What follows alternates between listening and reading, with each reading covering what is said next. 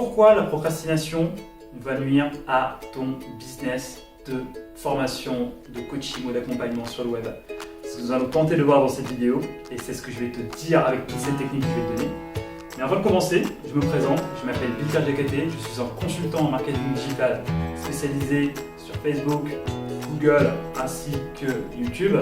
Et dans cette vidéo, je vais te donner l'ensemble des techniques qui vont te permettre d'arrêter de procrastiner et surtout d'aller plus loin dans ton business. Avant d'y aller, le petit pouce bleu et n'hésite pas à t'abonner à la chaîne pour avoir plus d'informations sur mon contenu. Allez! Donc, remettre au lendemain à journée, c'est ce que la procrastination. Donc du coup, je pense qu'ici, toutes les personnes qui regardent cette vidéo et moi-même, tout le monde procrastine. Tout le monde procrastine sur quelque chose et c'est tout à fait normal, c'est tout à fait humain de procrastiner. C'est normal.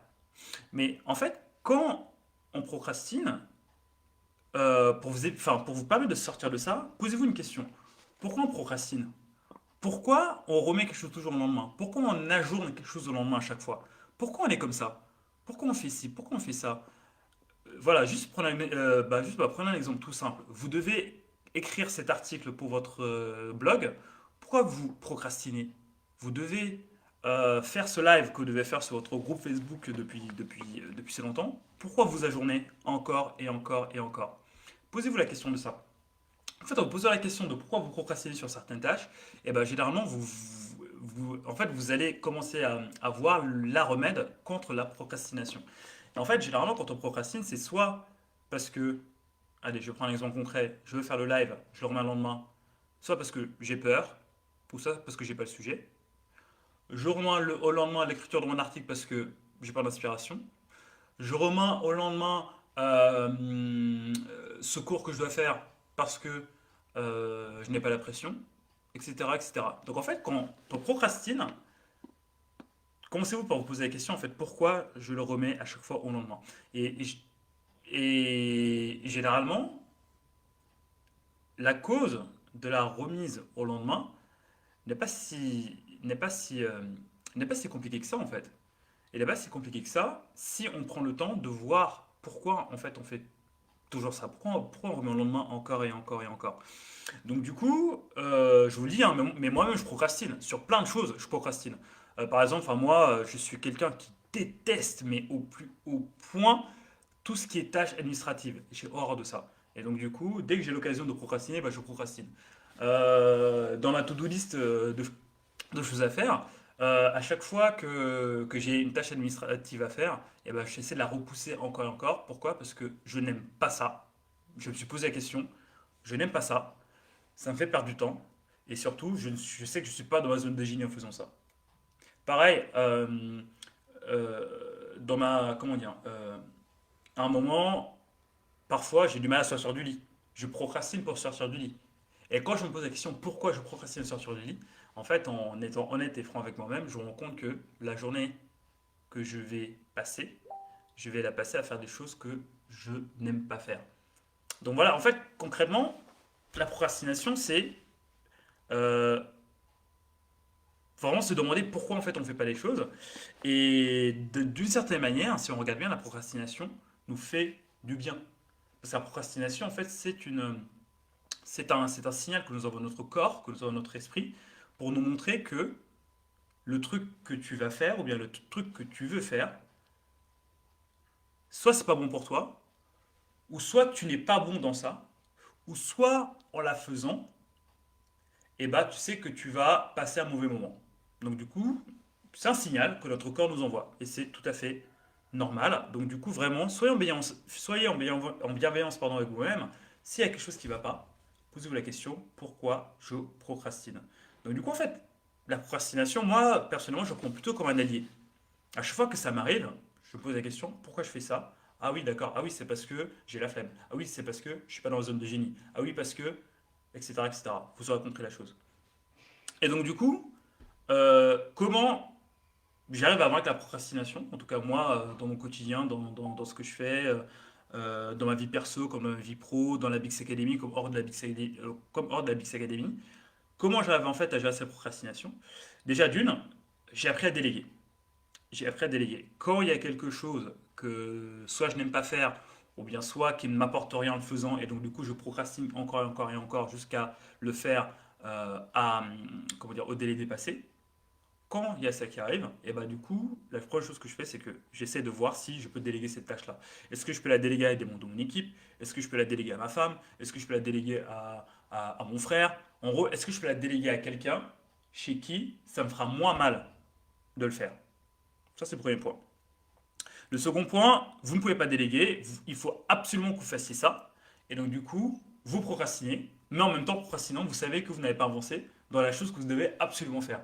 Ça arrive, moi ça m'arrive souvent, et c'est normal également, vous êtes un être humain, donc comme je l'avais dit au tout début, c'est normal de procrastiner. Donc du coup, en fait, dans ce cas-là, la, euh, personnellement, la chose que j'utilise pour aller de l'avant, c'est d'utiliser en fait des tableaux d'objectifs. Donc moi, ce que je fais, c'est que toutes les semaines, j'ai mon objectif de la semaine, après j'ai mon objectif du mois, j'ai mon objectif sur 3 mois, sur un an, sur 10 ans. Dans mes objectifs de la semaine, ce que je fais, c'est que je mets ce que je dois mettre, je mets en fait ce que je dois accomplir comme tâche dans la semaine pour avancer. Et si je le mets là, inconsciemment, je priorise cette tâche-là pour le faire. Je vous donne un exemple tout simple. J'ai procrastiné ce matin, enfin j'ai procrastiné, ça fait un mois que je procrastine pour un truc que je dois faire à la poste, ça fait un mois que je le fais. Et ça fait un mois que je me dis qu'il faut que je le fasse et je ne peux pas le déléguer. Ça fait un mois. Et donc du coup, hier, en posant mes objectifs de la semaine, je me suis dit, aujourd'hui, ou en tout cas cette semaine, il faut que je trouve un temps pour aller à la poste, c'est mon objectif de la semaine, il faut que je le fasse. Donc, du coup, je suis à la poste, ça m'a pris 1 heure, j'ai fait mon truc, je suis rentré chez moi. Dans mon tableau d'objectifs, quand j'ai vu cet objectif-là, ce que j'ai fait, c'est que je l'ai rayé. Et franchement, ça vous apporte une satisfaction. Oh là là là là là là, mais c'est tellement bon. Mais c'est tout con, mais c'est tellement bon. Juste prendre, rayer la chose que vous devez faire depuis longtemps, juste le rayer, ça va vous apporter une certaine satisfaction. Et surtout, comment dire, ça va même augmenter votre confiance en soi parce que vous avez dit, en fait, j'ai réussi à le faire, j'ai réussi en fait à aller au-delà de cette flemme. Je l'ai fait, je suis content, j'avance.